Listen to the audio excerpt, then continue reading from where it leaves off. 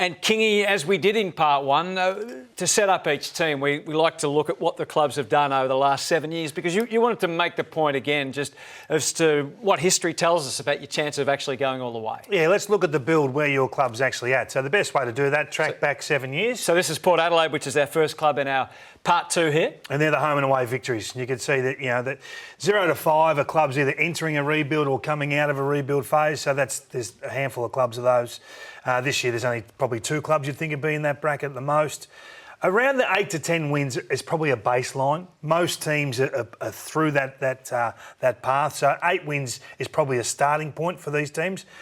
But most of the competition lives between 9 and 14 wins. If you're above that, you're in premiership contention and you're finishing top 4. So the gap between winning 9, 13, 14 games is very slender. And I think we talk about that red patch there, that red line, if you like. How do you get through that and above that waterline to becoming a contender? And it's no man's land in a lot of ways, Joey.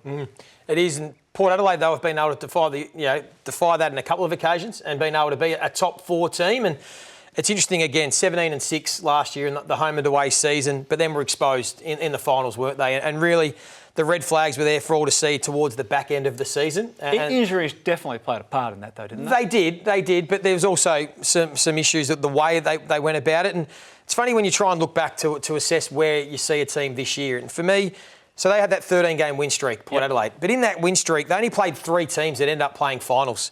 And in that game, they beat Sydney by 2 points in that game where Ollie Florent had the shot for goal after the siren. They beat St Kilda by 7 points and Melbourne by 4 points. So the rest of the wins were against the bottom 10 teams.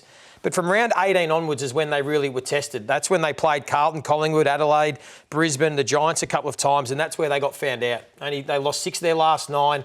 And then, of course, the final. So for me, the big question mark, because it was very similar results to 2022, where they were 3-5 against the top 8 teams.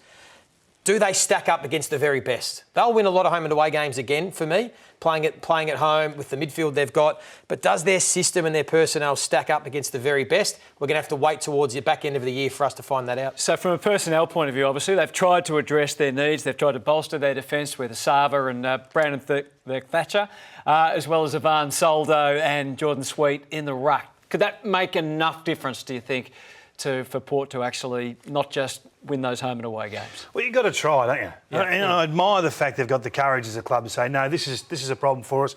Well, they had Trent McKenzie there last year who was losing 40% of his one-on-ones. He was the worst loss percentage in the AFL. So you can't live with that, knowing what's coming in finals. And probably their back 6 individually in a contest were really poor.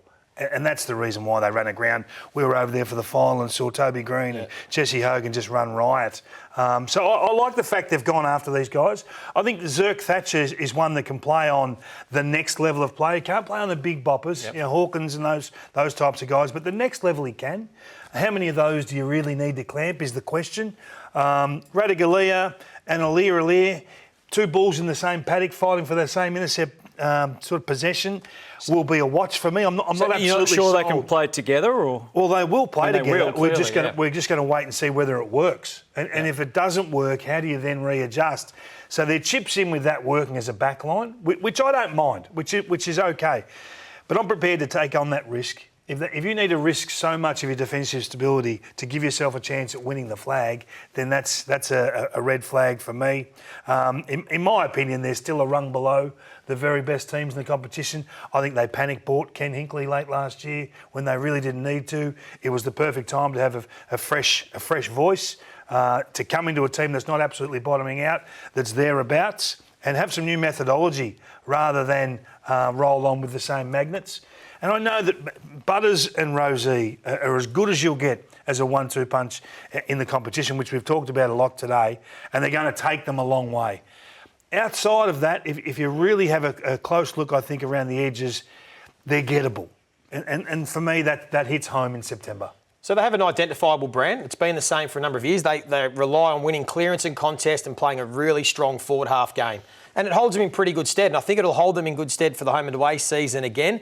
But as we've touched on and as we've learned, it does leave them exposed defensively when they have to defend. So I think we'll see games where Leigh and Radigalia will take a lot of intercept marks and that up the ground when the game's in control and they've got it on their terms. The question mark that I need to see this year is when the game's not on their terms and they're going to have to defend and, hold fort against the good teams that you need to in the big games.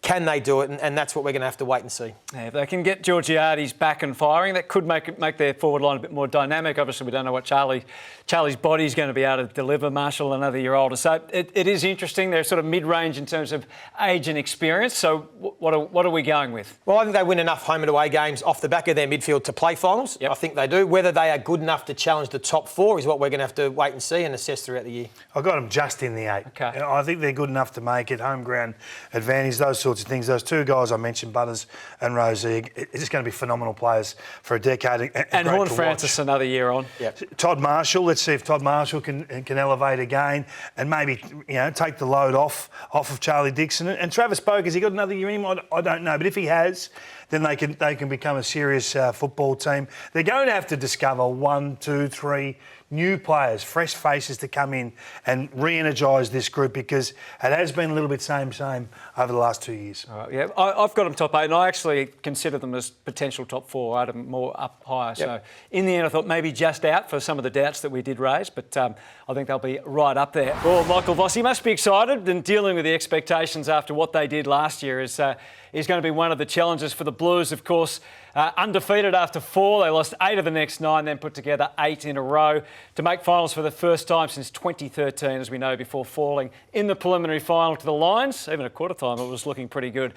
Michael Voss has made the point, hasn't he, of saying they need to be a better home and away team heading into this year, which is interesting. Fantasia and Elijah Holland are the main ins and a fit Zach Williams. Yeah, look, I think that it was an extraordinary performance the second half of last season, wasn't it, to win 9 of their last 10 and then a couple of finals, and they were 5 goals up against Brisbane at the Gabba, if you remember that early stages. And the turnaround, they were strong defensively and with their contest all early part of the year, but once they got their ball movement going towards the back end of the year, they were obviously starting to win, but that was off the back of stoppage. They were by far the number 1 scoring team from stoppage in the competition. Still had issues with their ability to score off transition, the turnover game and their ball movement. So it's been a big focus of their pre-season to be more dynamic and improve that facet of the game because that's the big area they can still work on.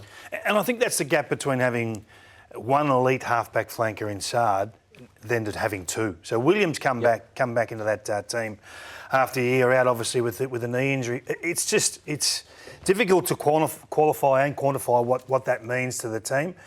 The game now is about counterpunch. And if you've got 1, 2, 3, I think Doherty's best served at halfback and they have 3-pronged attack, just express pace through the midfield.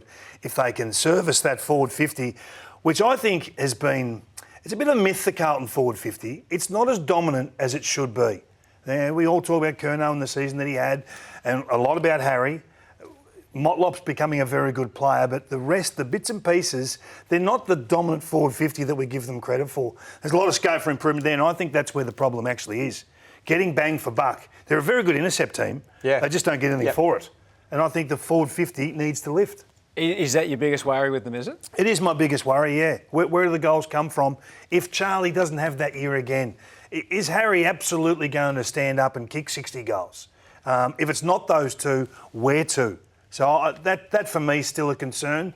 I think that 4th, 5th player that they, 4th, 5th, 6th player they pick in that forward 50 is not of the same calibre of the other contenders. That's my worry with them. Yeah, I think they can do it by committee. I think Jack Martin showed when he's fit, he becomes a really important player. But just touching on that, I think it's now time, we're speaking about them being more dynamic, for Tom De Koning to take the mantle as the number 1 ruck and unleash him, because his form and his numbers in the second half of the season were huge. And I think that if they want to be more explosive and get this counter-punch game going, I don't think they need Mark Pitnet in their side. I think he slows them down.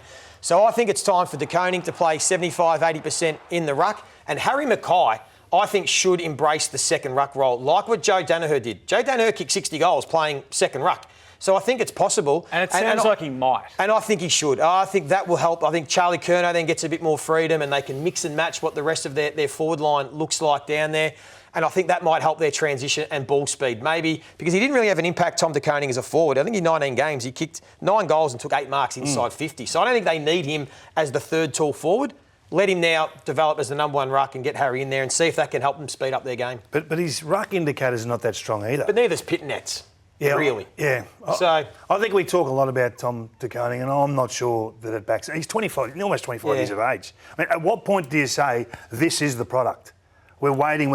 Potential's the dirtiest word in world sport. I think he delivered the back end of the year. A couple of big games, but 25 years of age. Yeah. I mean, the jury's out for me, and I don't know where it's going to come from and who it's going. I hope for Carlton's sake it is Tom, but I worry about that last couple of selections in their forward half. All right, so overall, as we look at our predictions, are you convinced? Are you confident? I am, as long as they can handle the expectation. They need to handle the expectation that's coming their way this year. I think otherwise they tick every box with their list profile, the way Voss has got them playing. As I said, the only facet is to improve that transition game, and I've got them finishing top 4. They'll bash their way to top 4. They are so tough and so angry on the inside. Their contested game, they play like the coach, and you admire them for it. And now they've got some momentum as a football club and some stability. You'd be hard-pressed to leave them out of the 4. I've got him in the 8. I've got him in the 8. Right. And Vossi said they need to be a better home and away team, so hopefully they can be. What is going to happen with the Cats in season 2024? We all know they were premiers in 2022 and then missed the finals last year, only the second time since 2007. 12th with 10 wins and a draw. The Cats even vulnerable at home, going down to Freo, GWS and the Bulldogs. Mainly kids and internal improvement in terms of what they've changed. Obviously, Asava's gone to Port and Isaac Smith has retired. Second oldest, and they are the most experienced list overall. Yeah, and so much in hindsight went wrong for them last season. Their pre-season, they were all banged up and coming off surgery, and their pre-season was a bit soft, they would say, because they were trying to nurse the players through. But all the Malies, they've trained twice as hard, 3 times as hard as previous pre-season. That's what Paddy said anyway. As previous pre-season, and they've been fit and healthy. And for me, I think if you're writing the Cats off, do it at your peril, because I still think there's a lot to like about this group. When you look at their profile, it stacks up really well. Their only issue last year, and it was a glaring issue, was their ability to stop a score when it went in their defensive 50. It was horrible. But there was reasons for that. Jack Henry, who I rate highly, hardly played. Sam De Koning was banged up, and I don't think the Radigalia experiment at Geelong worked. I think the way that they like to defend, I don't think suited his style, and it just didn't pan out for them. And yet they still at times made runs and looked like they were going to be a threat. And with a couple of rounds to go, it looked like they were still going to make the 8, even though Jeremy Cameron and Dangerfield were banged up at the back end of last year. But I'm pretty bullish they spike and they rebound again this year. They spike? Yeah. Well, you touched on the spike, the teams that jumped from below into the top 4. Last 9 years has been at least one team, but 8 of the 9 years, the team that has spiked have actually been a really strong finals team a year or 2 prior. It's not the teams that haven't played finals. So I can see Geelong being the team that spiked back, and I think at some stage this year we'll be talking about them in premiership contention.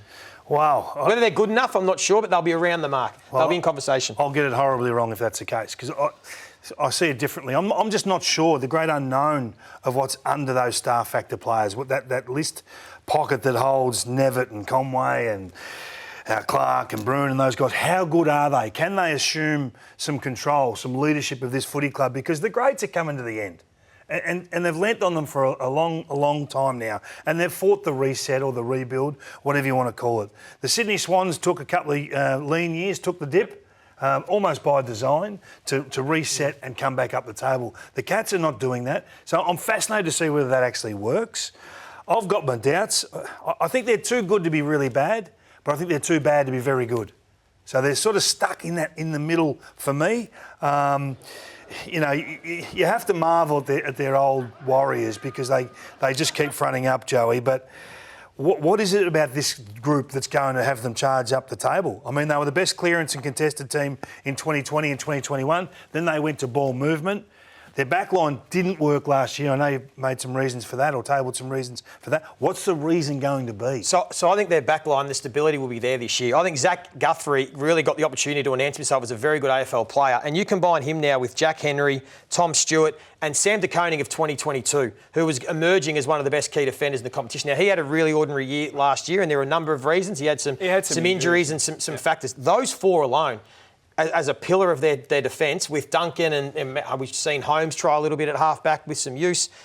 And their forward line is still going to function as well as ever. With Ollie Henry coming along, Jeremy Cameron, Hawkins, we know about their smalls that are still in the right age bracket. If the midfield can stack up with Dangerfield staying fit and healthy. Isn't that to me, that's the big worry, is still the midfield compared to other midfields in the competition. Yeah, it probably is, but yet their numbers are always still pretty good. Last year, their contest and clearance numbers are actually pretty good. So I just think, I trust the coach. I think he's the best coach in the league. Yep. I trust their system. They've got a pretty soft draw.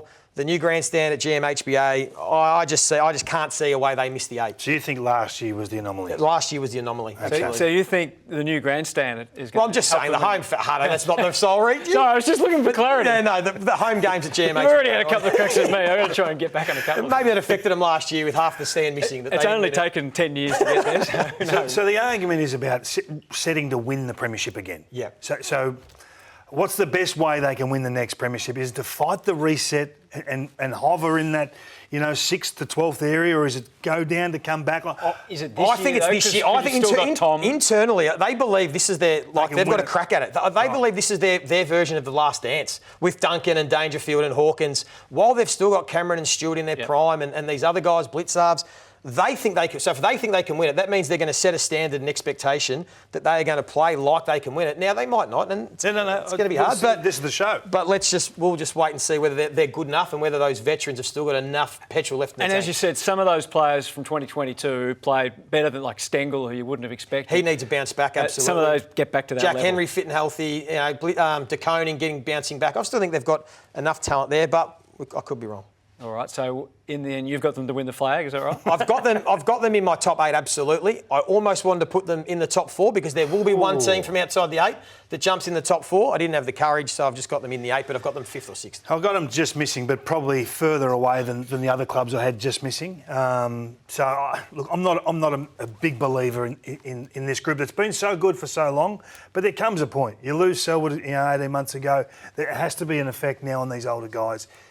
Otherwise, they're just defying logic and defying history. I can't believe you've got them out. Yeah, I think if everything goes right, they could be challenging for top 4. I agree. A lot of good points you made, Joey. But on balance, I put other teams weren't even ahead of them, so it's pretty tricky. Freo is another team that is hard to get a handle on. They're still relatively young. 15th oldest in the competition, 17th most experienced. As we have a look at the build, and as Kingy no doubt will talk about, it's been a slow one in some regards. They were one of the great curiosities, weren't they, last year after playing finals in 2022, slumped to 14th with just 10 wins, conceded 65 more goals in the season, only one more match as they dropped from 15 wins down to 9, and this is the 5th season for Justin Longmuir. So it'll be interesting. Henry and Schultz go out. Obviously, if Fife comes back as a midfielder and is fit and firing, and Jackson in his second year, looking imposing, they could definitely do some damage. Well, I want to see what the coach's box is doing to the way they played this year. And you get a lot of feedback with Fremantle, not all of it positive, Hutto, but what they do to me, it hasn't allowed them to score over the last 3 to 4 years. Now, you can blame talent in the forward half. I'm looking at where they win the ball back, how often they win the ball back, and their ball movement. And that's been sub-AFL standard for a long time. Now, I think they've got enough talent on this list to make a serious spike. But I just can't endorse it without seeing the back office influence. And this guy on screen now is playing the biggest game of Survivor in Western Australia this year than we've ever seen. I think he's got his challenges. And he may be a very good coach. I don't know. All we're judging is what we see for 2 hours of a weekend. And to date, it's been below expectation. And it has been a long rebuild, you're right, and probably frustratingly so. Like, they're actually getting younger year on year. So you're right, they go into this season the second least experienced team in the competition. They were third least last year. That sometimes gets overlooked because of the season they had. But maybe that was the dip year that I spoke about with teams that are rebuilding, because they went 7 wins, 10 wins, 15.5, then drop back to 10. I expect to see that bump up again. I think they're close to playing finals. Their DNA is going to be their contest and their defence, which it was in 2022. And that's okay because we've seen teams play that way and go pretty deep into finals. They've got to find that defensive integrity again that they had when they did have 15 wins. But as I said, the dip year is very common on a team that trajects into the right path. Now, if finals is not this year, I'm certain it'll be next year. And you talk about teams like Melbourne before they won their flag, and Richmond before they won their flag, and even Sydney before they got their grand final. You have the little dip and then spike again. I think they're heading in the right direction. Have they got it right investing in the two ruckmen so heavily going forward? I think they did. I mean, Luke Jackson was in the All-Australian squad. I mean, I think that they showed that the working together of those two work really well. 6 of his 9 highest rated games, Luke Jackson, last year were when Sean Darcy was in the team. So it's not this, he plays better without Sean Darcy. I think they'll work in tandem and it'll be a point of difference for them. Jai Miss is a star, and we're going to see the best of him over the next few years. Cooper Simpson and Tom Emmett, I think they'll really provide some good ground level support. They're younger players, so we're not expecting the world. But the loss of Schultz, I don't think it'll impact as much as probably what's been made of through the pre-season. I think Luke Jackson's going to be an absolute star of our competition. He's going to, whether he plays forward and comes up as an extra on baller at times, or stays there as a target, or plays absolute ruck, he's going to endorse the investment in this guy, I think, this year. Their strength is going to be their midfield though this year. Yeah. Their midfield now is stacked. So the 2 rucks we've just touched on, but Hayden Young going in there, the Brayshaw, Sarong, Nat Fyfe now back fully fit. Matt Johnson is looking awesome over the pre-season. He's going to get more opportunities. Erasmus, haven't even seen the best of him. And then you've still got O'Meara and Will Brodie and these other guys that are there. So that's going to be their point of difference. If they can dominate from clearance and contest and stack up defensively, the scoring will come. It's still an issue because they are young. I mean, Amos is 21, Josh Tracy, 22, Luke Jackson's only 22, 23. So they are quite inexperienced, but they're going to be built off the back of their clearance and contest and their defensive game. All right, where have you got them? Give us your predictions. They're just out for me. They're probably the closest team to being in the It's 8. another team we've all got just missing, isn't it? Yeah, I've got them sort of 9th. I think they'll be knocking on the door, absolutely. They should be expecting to play finals. A campaign off the back of Young and Jacksons. There's been many a campaign off the back of Young and Jacksons, Hutto.